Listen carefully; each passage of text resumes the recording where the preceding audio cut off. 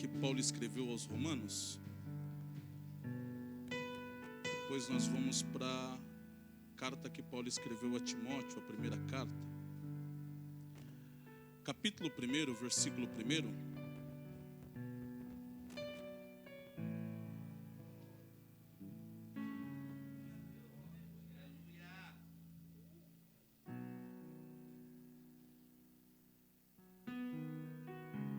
Capítulo 1, versículo 1, amém?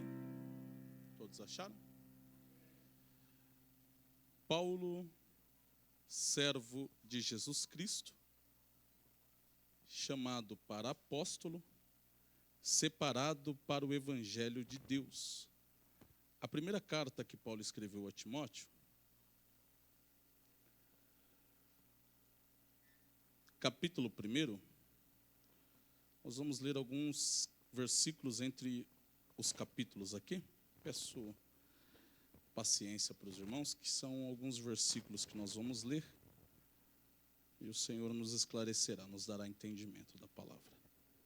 Capítulo 1, versículo 3, versículo 18, 19 e 20. Como te roguei, quando parti para Macedônia, que ficasses em Éfeso, para advertir alguns que não ensinem outra doutrina. Versículo 18, 19 e 20. Este mandamento te dou, meu filho Timóteo, que segundo as profecias que houve acerca de ti, milita por elas boa milícia, conservando a fé e a boa consciência, rejeitando-as, a qual alguns fizeram naufrágio na fé. Entre esses foram Emineu e Alexandre, os quais entreguei a Satanás para que aprendam a não blasfemar. Capítulo 3, versículo 14 ao versículo 16. Escrevo-te estas coisas, esperando e ver-te bem depressa. Mas se tardar, para que saibais como convém andar na casa de Deus, que é a igreja do Deus vivo, a coluna e a firmeza da verdade. E sem dúvida alguma, grande é o mistério da piedade. Aquele que se manifestou em carne, foi justificado em espírito, visto dos anjos, pregado aos gentios, crido no mundo e recebido acima na glória. Capítulo 4, versículo 11 ao versículo 16, e nós encerramos a leitura. Manda estas coisas e ensine-as. Ninguém despreze a tua mocidade, mas ser o exemplo dos fiéis, na palavra, no trato, no amor, no espírito, na fé, na pureza. Persiste em ler, exorta e ensina até que eu vá. Não despreze o dom que há em ti, o qual te foi dado por profecia com a imposição das mãos do presbitério. Medita estas coisas, ocupa-te nelas, para que o teu aproveitamento seja manifesto a todos. Tem cuidado de ti mesmo e da doutrina. Persevera nestas coisas, porque fazendo isto salvará tanto a ti mesmo como os que te ouvem. Amém? Pode se assentar, irmãos. Eu sei que foram muitos versículos. Talvez você esteja se perguntando como é que a gente vai fazer para explanar todos esses versículos. É dessa maneira que Deus me usa, tá bom? Ele me dá algumas coisas loucas aí, e a gente vai desenvolvendo aí no meio da ministração. Quero ser grato a Deus pela sua vida esta noite. Que o Senhor em Cristo, Ele possa continuar te abençoando e te dando condições e capacidade de estar na presença dEle, servindo Ele com excelência, para que o nome do Senhor seja glorificado e para que nós nos encontremos lá em cima na glória. Amém? Pastor, que o Senhor em Cristo abençoe. Obrigado, Senhor, esposa, sua família, a todos os obreiros e obreiras que aqui estão. Que o Senhor em Cristo abençoe e que esta casa continue sendo uma casa de bênçãos, aonde se alcança pelo favor do Senhor. Amém? Que as mãos de Deus continuem operando sobre este lugar. Amém, meu pastor? Deus abençoe. Obrigado pela oportunidade. Vamos para a palavra? Abra sua Bíblia, deixe ela aberta. Eu irei iniciar por Romanos, capítulo 1, versículo 1. Aleluias. Paulo, servo de Jesus Cristo, chamado para apóstolo, separado para o Evangelho. Paulo, servo de Jesus Cristo. Servo de Jesus Cristo porque ele discerniu tanto a voz do Senhor, como também a vontade do Senhor. Separado para apóstolo, porque ele discerniu a sua chamada ministerial. E separado para o Evangelho, porque ele discerniu as ferramentas que estavam sobre as mãos dele. Paulo, servo do Senhor Jesus Cristo. Servo do Senhor Jesus Cristo porque ele estava no caminho de Damasco para ir prender todos aqueles que estivessem anunciando, falando, propagando o Evangelho do Senhor Jesus Cristo. E de repente, subitamente, veio uma luz do céu que cercou Paulo, lançando-o por terra. E naquele momento ele escutou uma voz que lhe dizia: Saulo, Saulo, por que me persegue?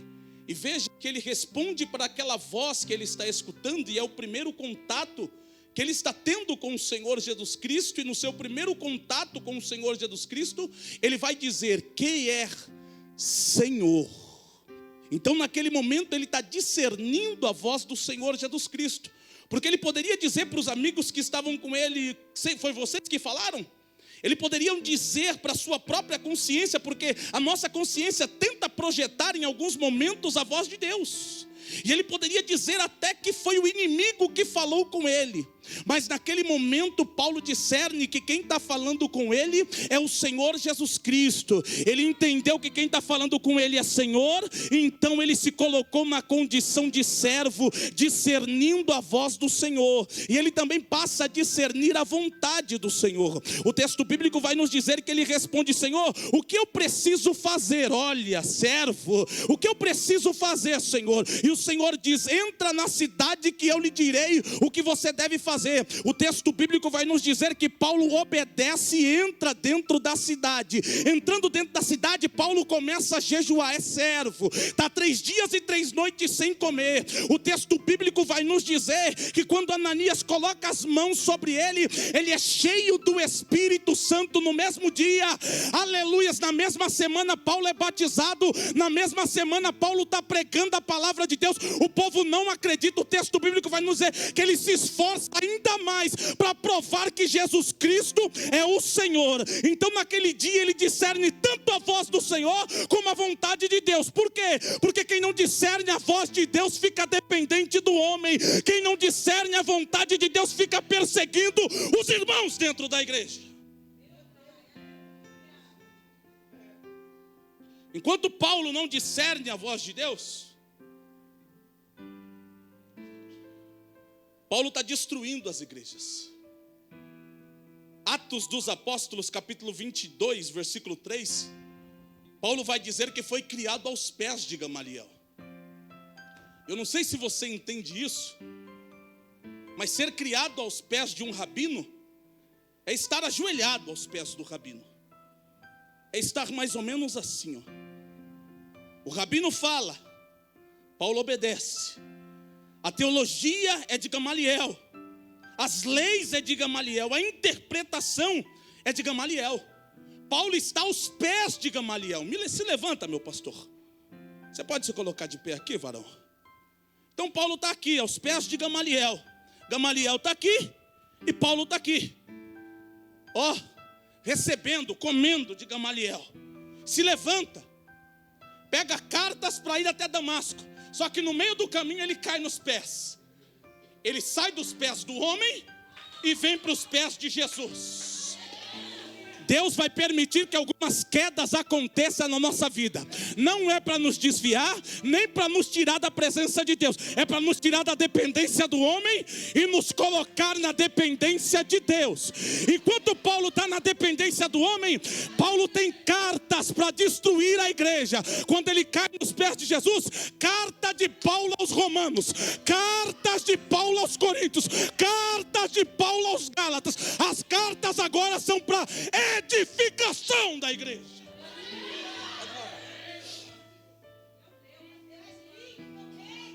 Enquanto Paulo não discerne a vontade de Deus, Paulo está perseguindo os irmãos dentro da igreja. Porque quem chega na igreja e não discerne a vontade de Deus, irmão, o terno é feio, o sapato não combina, aleluias, a gravata não combina, o louvor não ficou bom. Mas quem discerne a vontade de Deus, irmão, não está preocupado com ninguém. Eu vim adorar, eu vim adorar, eu vim adorar. O perseguidor passa a ser perseguido agora. Olha a diferença de quem discerne a vontade de Deus. E Paulo também discerne a sua chamada ministerial.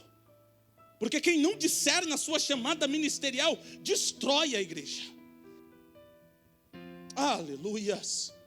O Senhor diz para Ananias: Ananias, vai, porque este é para mim um vaso escolhido para levar o meu nome diante dos reis de Israel, das ovelhas perdidas e dos gentios, e eu lhe mostrarei o quanto ele deve padecer pelo meu nome. Paulo naquele momento estava sendo separado para o apostolado, porque esse é para mim vaso escolhido para levar. Veja que em Atos dos Apóstolos, capítulo 13, tem profeta, tem doutor. Só que o texto bíblico vai dizer que o Espírito Santo desce na casa e diz: apartai-vos Saulo e Barnabé para a obra que eu vos tenho chamado. Aleluias. A cidade da Ásia nunca mais foi a mesma. A Galácia nunca mais foi a mesma. Por quê? Porque alguém discerniu a sua chamada ministerial diante da presença de Deus. Enquanto Paulo não discerne a sua chamada ministerial, as igrejas estão sendo assoladas por ele.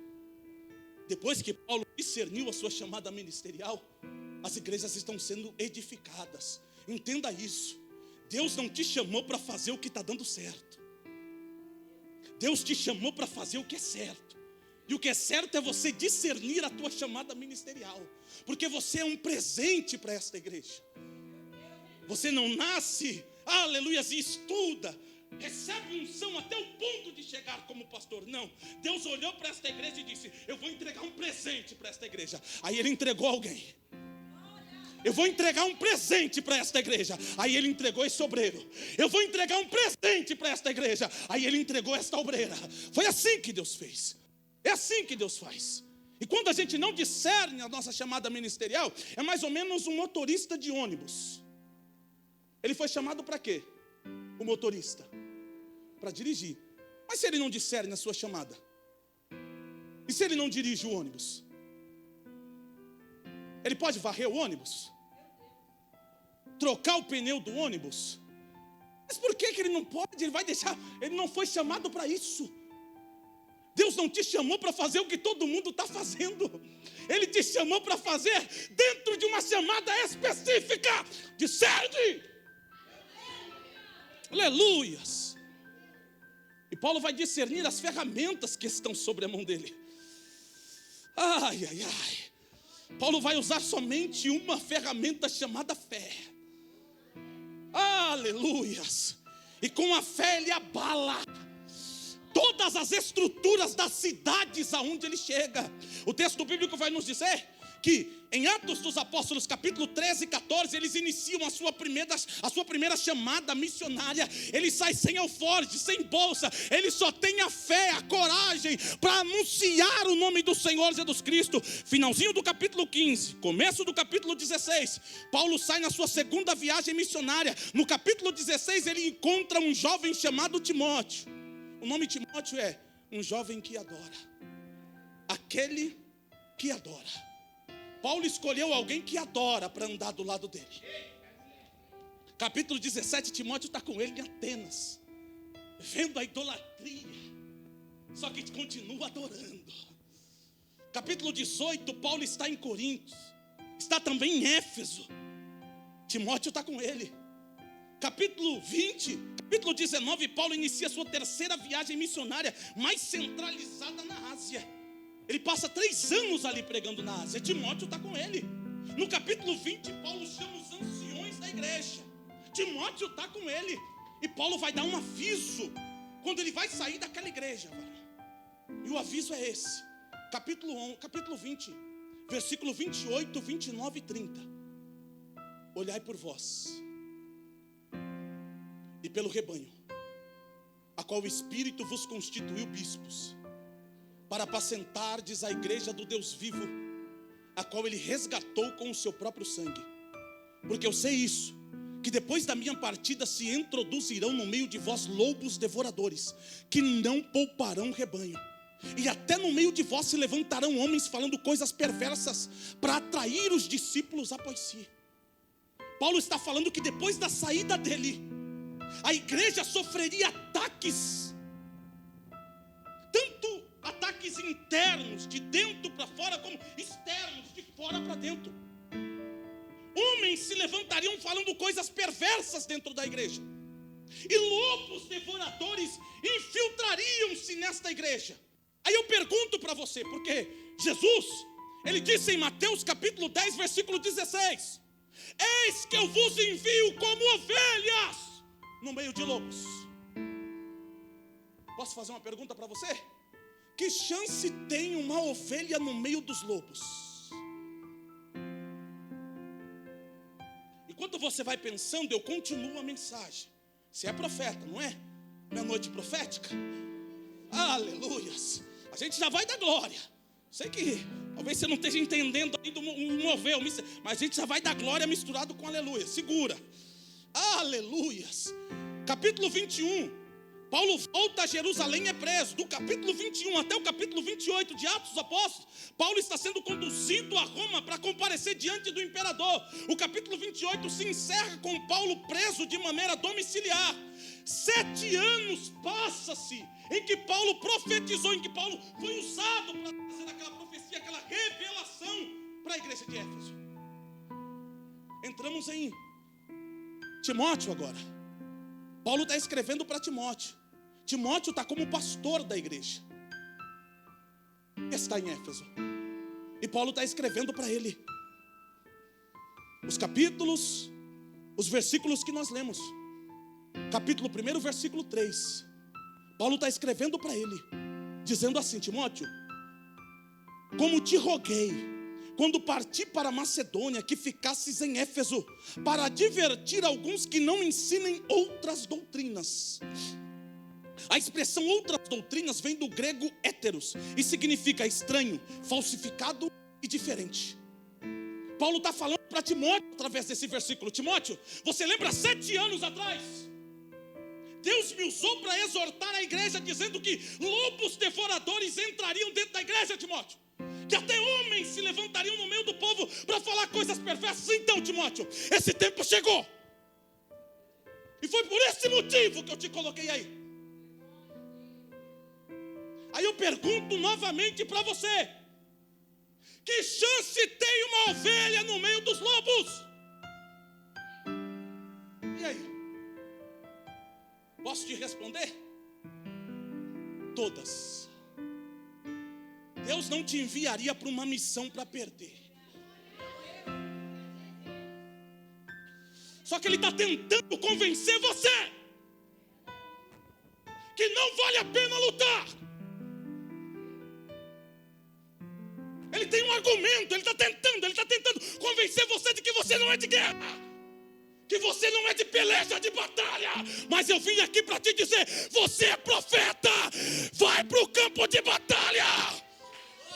Aleluia, aleluia,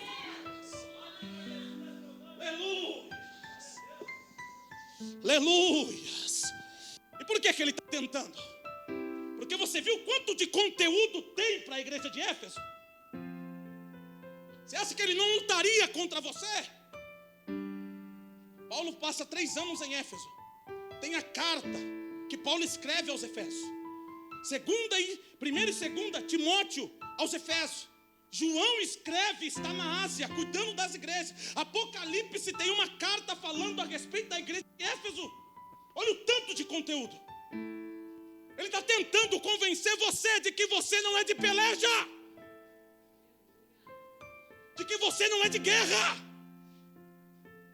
Por que ele está fazendo isso? Eu preciso dizer para você, porque para esta igreja também foi dita que havia uma necessidade de se revestir das armaduras de Deus. Para nenhuma outra igreja. Então esse é o argumento que ele tem usado.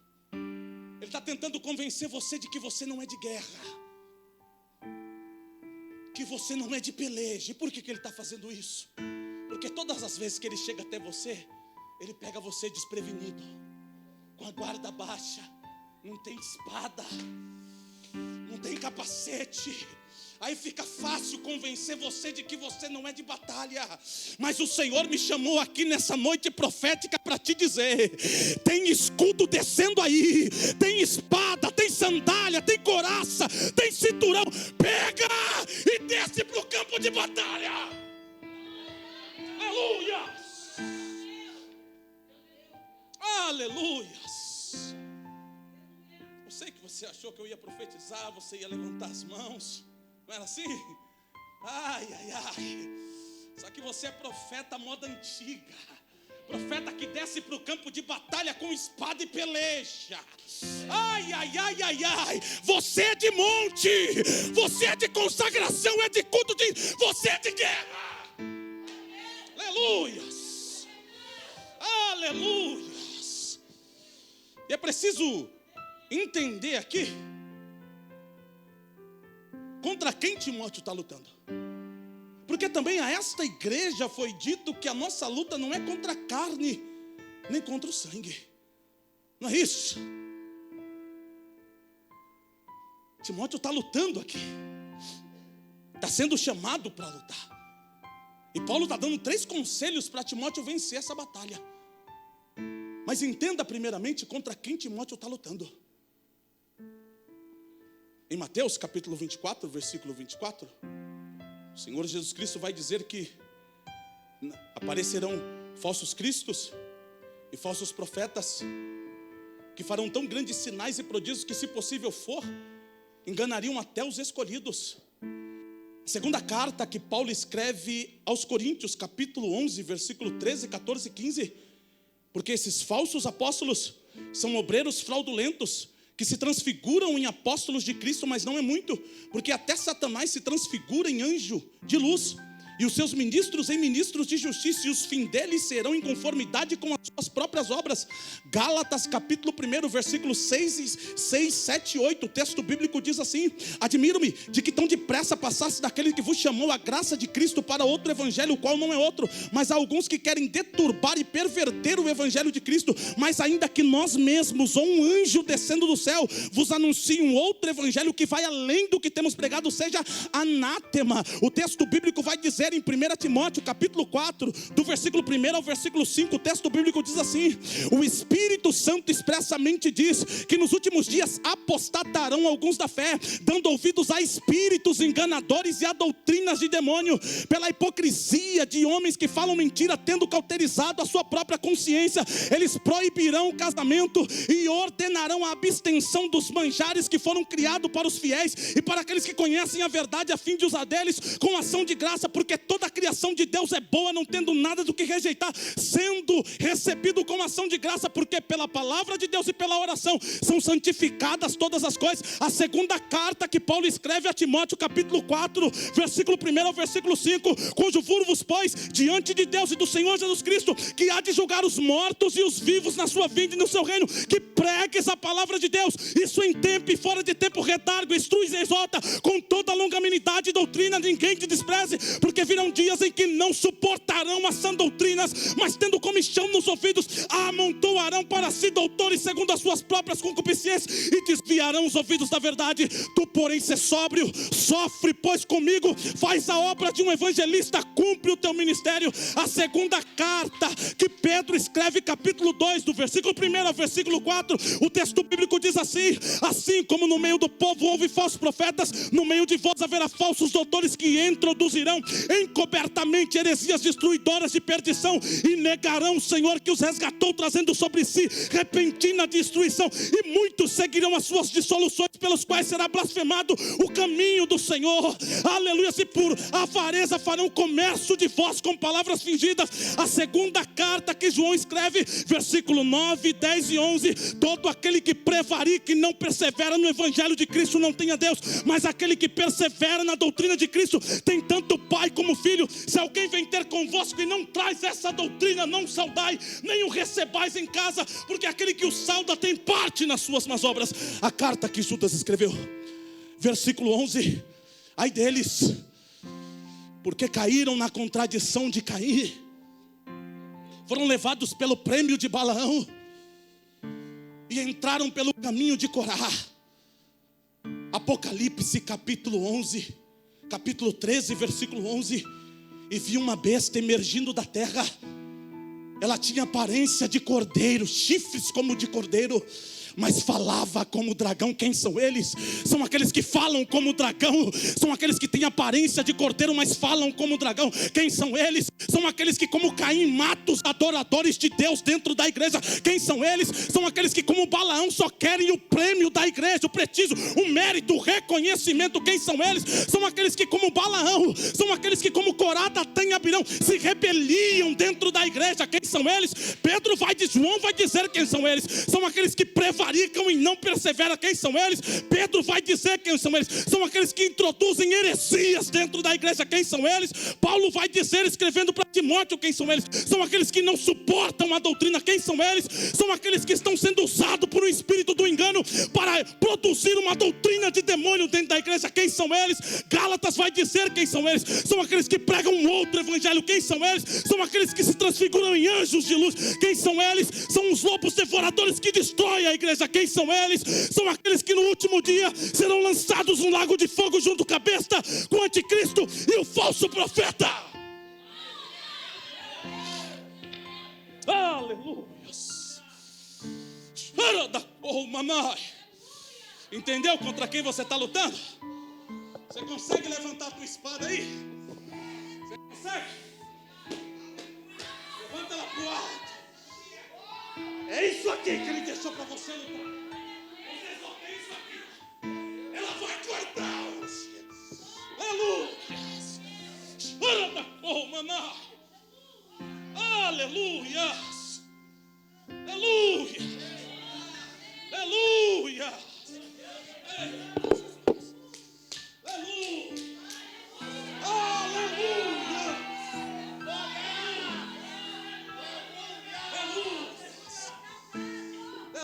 Talvez você não está entendendo, porque se a mensagem fosse: estão mexendo com o teu esposo, irmão, você já ia para a batalha.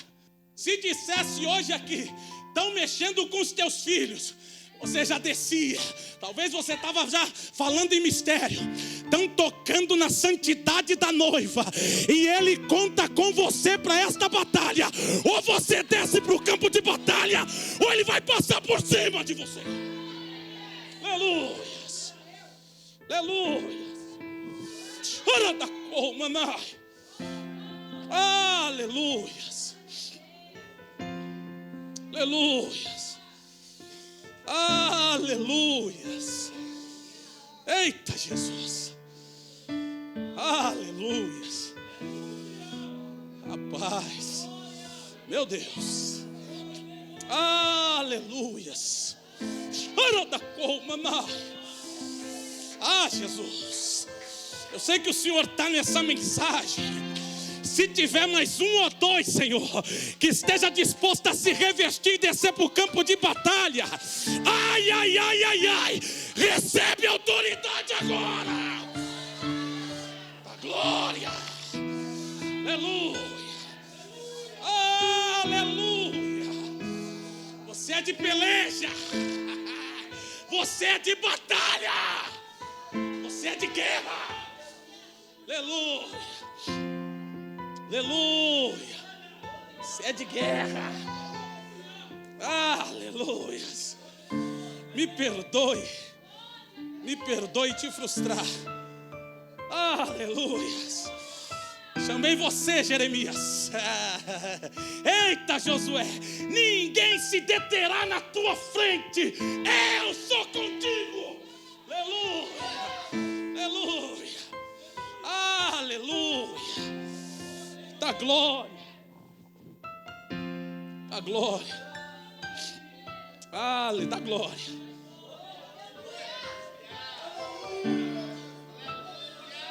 Aleluia. Estou em Timóteo, capítulo 1, versículo 18, 19 e 20. Este mandamento te dou. Paulo vai dar 3 conselhos para que Timóteo seja bem sucedido. E, como ele diz na carta que ele escreve a Tito, para que então ele consiga calar a boca daqueles que estão deturbando as verdadeiras doutrinas dentro da igreja. E como é que a gente faz isso? Anunciando a verdadeira doutrina, falando da verdadeira palavra. Então Paulo vai dar 3 conselhos para ele, que foram o capítulo 4, 3 e capítulo 1, 3 e 4 que eu li. E o primeiro conselho é esse: este mandamento te dou, meu filho Timóteo, que segundo as profecias que houve acerca de ti, milita por elas boa milícia. Se você for em 1 Timóteo capítulo 4, versículo 14, Paulo vai dizer: desperta o dom que há em ti, Timóteo.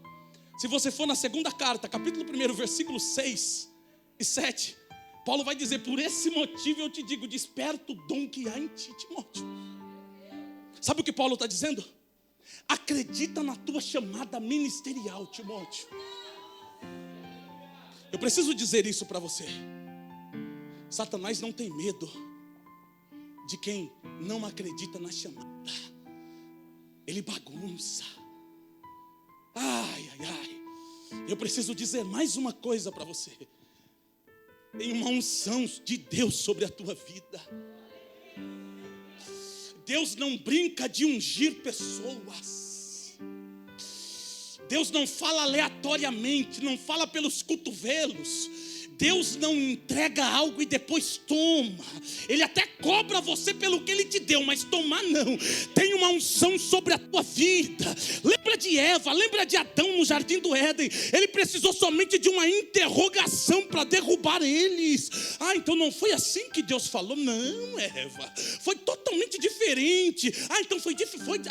Então tudo bem, então eu vou comer. Ele precisou somente colocar uma dúvida na cabeça dela.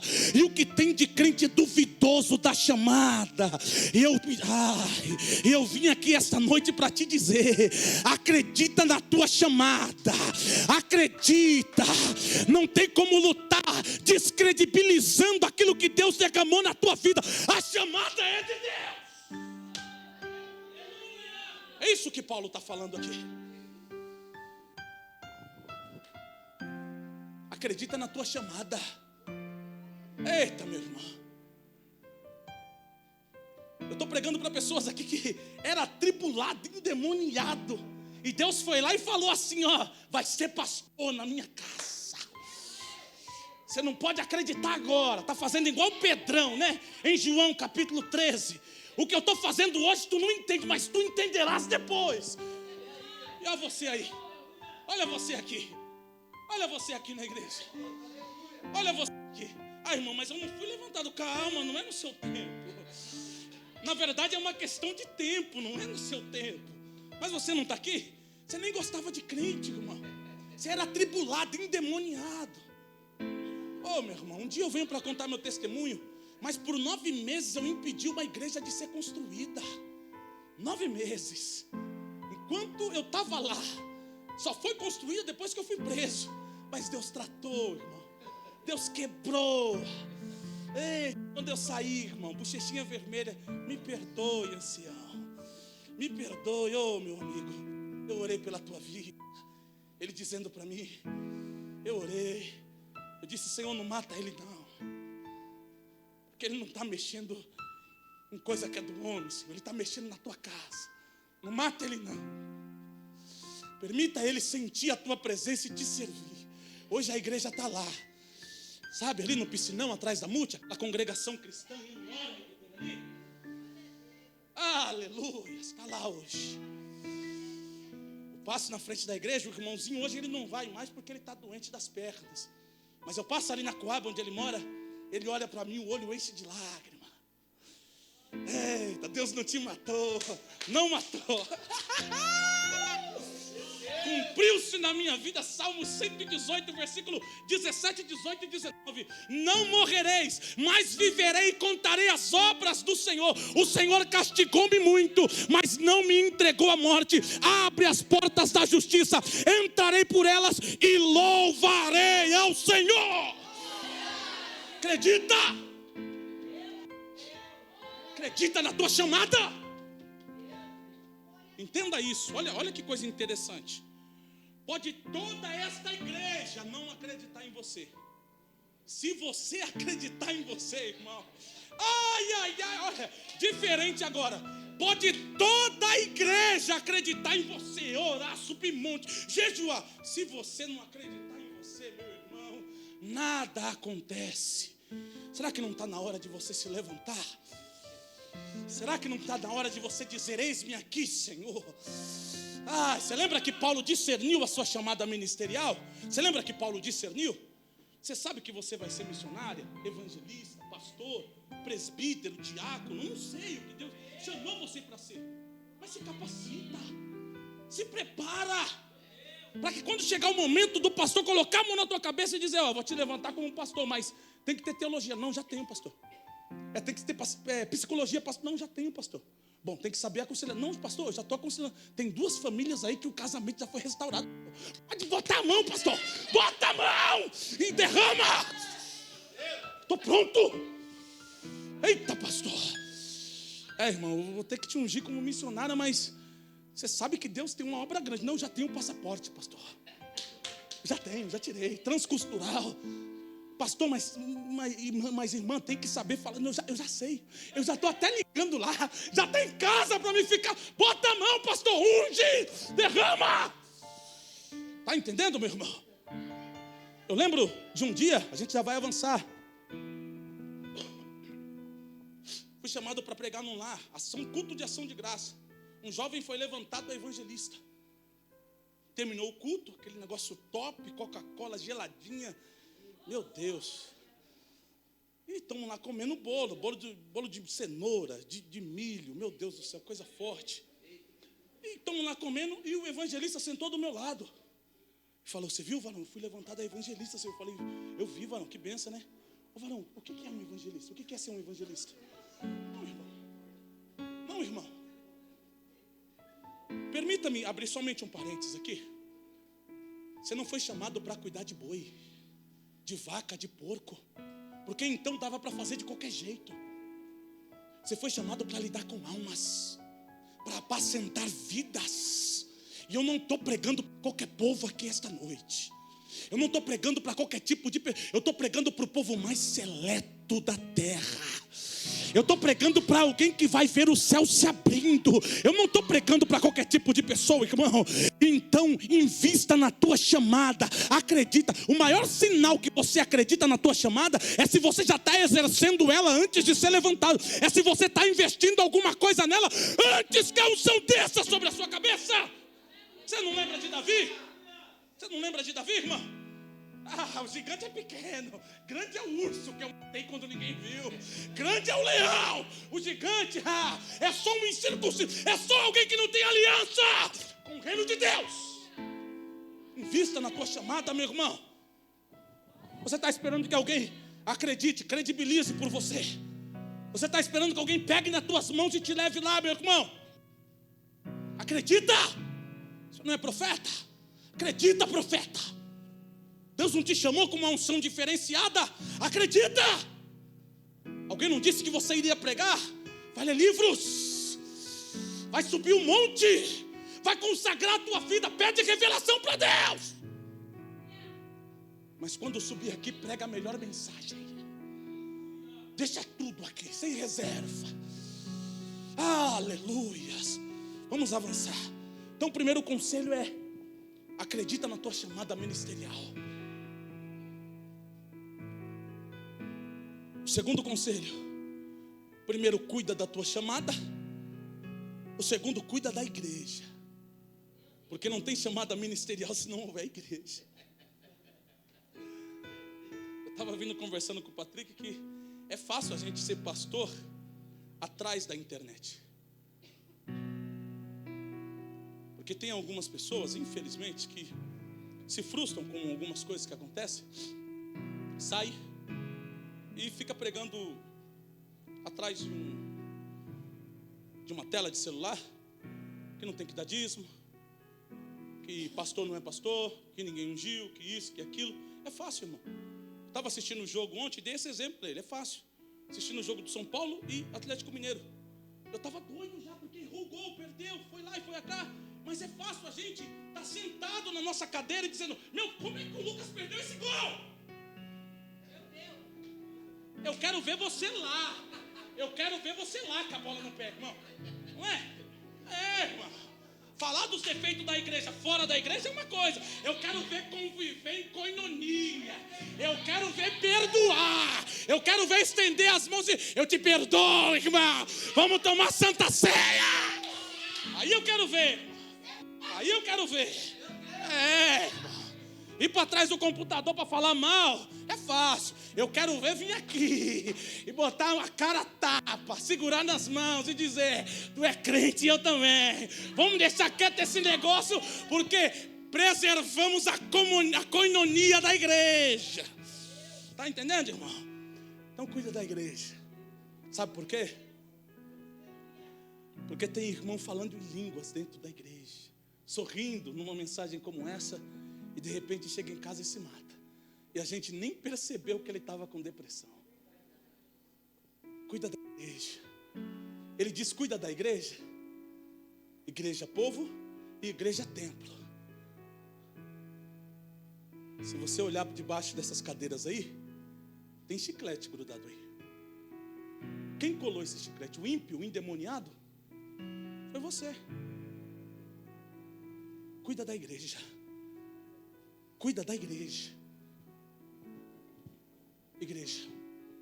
Ó, igreja. Tudo isso aqui, ó. Igreja.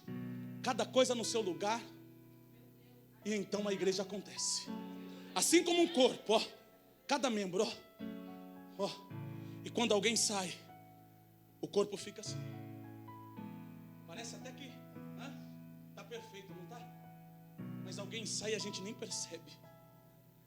Alguém deixou de vir, a gente nem viu. Talvez você está se lembrando agora: eita, sentava aqui do meu lado, é mesmo, não, mas faz uma semana que não vem, né? Cuida da igreja. Cuida da igreja. Cuida da igreja. Aleluias. Sabe por que Cristo limpou a igreja? Porque Ele disse: o zelo da tua casa me consome. Cuida da igreja. Cuida da igreja. Esse irmão aí, ele precisa de você. Só que ele precisa de você bem. Firme. Aleluias. De pé. Aleluias. Para andar em dois. Porque se um cair, meu irmão, você vai estar lá. Não para criticar. Não para apontar. Não para acrescentar mais dor, mais peso ao pecador. Aleluias. Mas como essa jovem aqui, quando estava louvando, eu via ela com uma bolsa de unção nas costas. E enquanto ela louvava, era como se ela jogasse unção sobre a igreja. Para isso, a unção que despedaça jugo. Aleluia, a virtude que cura. É isso que tem sobre a tua vida. Vamos avançar. O terceiro conselho que Paulo dá a Timóteo: cuida de você. Cuida de você. Porque você não vai conseguir salvar alguém que está se afogando se você não souber nadar. E sabendo nadar ainda é difícil. Olha o que ele vai dizer. versículo 16, para nós avançarmos. Tem cuidado de ti mesmo. Você lembra? Atos capítulo 20, versículo 28. Olhai por vós. Cuida de ti mesmo, olha por vós. Judas, versículo 23, versículo 22, 23, 24. O texto vai dizer: olhai por vós segundo a tua santíssima fé. Olhe por você. Cuida de você. Porque nós, que muitas das vezes somos pastores, a gente cai num erro muito grande de se alimentar para alimentar os outros. A gente muitas das vezes, com todo o respeito da palavra, eu digo isso em geral, não estou falando para esta igreja, mas muitas das vezes nós estamos apacentando um povo que não quer ser apacentado. A gente está gemendo, chorando, subindo um monte, dores nas costas, no rim, por um povo que não quer ser apacentado, por uma igreja que não quer compromisso. Chega aqui todo descatitado, como diz o povo do norte, todo atribulado, irmão. Aí a gente veste, dá terno, pastor arruma serviço, arruma dinheiro, vai lá, tira documentação, emprego, está lá empregado. Irmão, aprendeu a falar o Salmo 23, irmão, já sai da igreja, vai para outro lugar, e ainda sai falando mal da igreja, e ainda sai falando mal do povo de Deus. Não, irmão, não. Cuida de você, olhe por você. Aleluia. Eu preciso dizer isso e eu vou explicar, porque talvez soe um pouco estranho, mas você vai se matar mesmo, esposa, por causa desse esposo, por causa desses filhos? E aí, esposo? Vai se matar mesmo por causa dessa mulher aí, por causa dos filhos? E aí, pastor, vai se matar mesmo por causa de um rebanho que não quer ser apacentado? E quando eu digo isso, eu não estou falando para você separar da tua esposa, do teu esposo, de abandonar teus filhos, ou abandonar o ministério, o rebanho, não. Mas o texto está dizendo, não é eu. Olhe por você. Cuida de você. Tem muitos pastores aí dando cabo da sua vida, porque o fardo é pesado. Esposas em depressão com um esposo que não quer compromisso, ou às vezes exige demais. No campo ele não exige nada, no serviço não exige nada, mas chega em casa quer exigir tudo. Ô mulher, deixa eu dizer para você uma coisa. Não estou para ninguém, e hoje nem para você. Vou pescar, vou fazer uma higiene mental, vou ver aonde eu posso melhorar para Deus. Não me liga, só me liga à noite quando eu chegar. Vou chegar com os peixes. Enquanto eu não consigo pescar, eu vou meditar no versículo que Jesus disse para Pedro: vou te fazer pescadores de homens. Esposo, preciso dizer para você, estou no quarto, não bate na porta, estou com as pernas para cima, escutando Cassiane, fazendo uma higiene mental da minha vida, vendo aonde eu posso melhorar para Deus. Filhos, não quer Jesus? A comida está no micro-ondas, se vira. Você vai para onde, mãe? Vou para o monte. Não me liga. Vai fazer o que no monte? Fechar para balanço. Vou conferir o estoque. Vou ver se tem azeite na prateleira, para que naquele grande dia eu não esteja junto com as virgens nércias, imprudentes, sem azeite. Cuida de você. Quanto tempo faz você não faz um diagnóstico da tua vida? Quanto tempo faz você não fecha para balanço? Vai morrer mesmo com todas essas enfermidades aí? Não vai cuidar disso?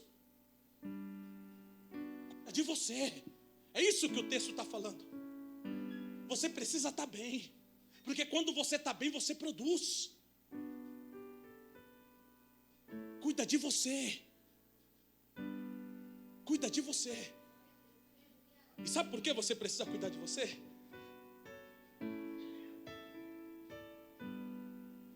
Porque esse corpinho lindo aqui não pertence a mim. Ou você não lembra o que está escrito em 1 Coríntios capítulo 3, versículo 15 e 16? Não sabeis vós que sois templo do Espírito Santo? Que sois templo de Deus? E que o Espírito Santo de Deus habita em vós? Portanto, todo aquele que destruir o templo de Deus, Deus também o destruirá. Eita, irmão, Cuida de você. Porque talvez seja essa arma que Satanás esteja usando para te paralisar. Ele já viu que não consegue parar você no louvor. Ele já viu que a adoração, a essência está dentro de você. Então ele vai empurrando em você McDonald's. Ele vai empurrando carne gordurosa. Não, vai para o hospital, não, você é crente. Tem milagre na igreja, vai para o hospital para quê? Então ele vai, jogando um monte de enfermidade. Você vai, vai que é tua, Tafarel, vai agarrando tudo. Cuida de você. Cuida de você. Faz um diagnóstico. Essas dores não é normal. Esse ressentimento, essa raiz de amargura dentro do coração, essa ausência de perdão não é de Deus. Cuida de você. Ainda dá tempo. Olha por você. Tem cuidado de ti mesmo e da doutrina. Persevera nestas coisas, porque fazendo isso salvará tanto a ti mesmo, porque o propósito é que você se salve. Salvará tanto a ti mesmo como os que te ouvem. O propósito é que você se salve. Porque o que dá ao homem ganhar o mundo todo e perder a sua alma? Cuida de você. Cuida de você, porque o propósito de Deus não é nos salvar para nos levar para o céu, porque senão Ele salvava e matava. O propósito de Deus é salvar você para que você salve alguém, para que você seja luz para alguém. E Deus não te chamou para ser um pisca-pisca. Não, Deus te chamou para ser luz. Para ser luz. Então seja luz aonde você estiver. Mas cuida de você. Cuida do templo. Aleluias. Cuida de você. E então o nome do Senhor será glorificado. Persiste em ler, ensina, até que eu vá. Não despreze a tua mocidade. Aleluia. Mas seja exemplo dos fiéis na palavra, no trato, no amor, no espírito. Versículo 19, capítulo 1, versículo 19. Conserva a fé, a boa consciência, rejeitando a qual alguns fizeram naufrágio na fé. Entre eles foram Emineu e Alexandre, os quais entreguei a Satanás para que aprendam a não blasfemar. Sabe o que é isso? Pessoas que não cuidaram de si mesmo. Cuida de você. Eu não queria que a mensagem terminasse assim, mas é a vontade de Deus. Eu queria terminar pulando. Mas cuida de você. Olhe por você. Em segundo plano, aquele que está mais próximo de você. Sua família, a igreja, um emprego, eu não sei. Mas olhe por você, cuida de você. Isso não é individualidade. É a Bíblia que está falando. 3 versículos é o necessário para formar uma doutrina, não é? Tem aqui 3 versículos. E livros diferentes ainda, para não dizer que a gente está distorcendo no mesmo livro. Atos dos Apóstolos, Timóteo e Judas. Olhai por vós, cuida de você, tem cuidado de ti mesmo. Amém? Entendeu a mensagem? Consegue levantar ainda a espada?